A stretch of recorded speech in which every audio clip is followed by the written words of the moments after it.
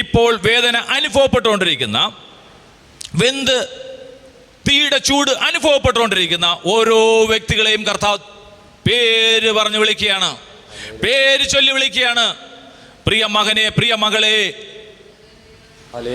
നീ വെന്തു പോകാനല്ല, നീ നശിച്ചു പോകാനല്ല, നിനക്ക് ഇനിയും ജീവനുണ്ട്, നിനക്ക് ഇനിയും ജീവനുണ്ട്. നീ എന്നോടൊപ്പം ചേർന്നുകൊള്ളുക, നീ ചേർന്നുകൊള്ളുക.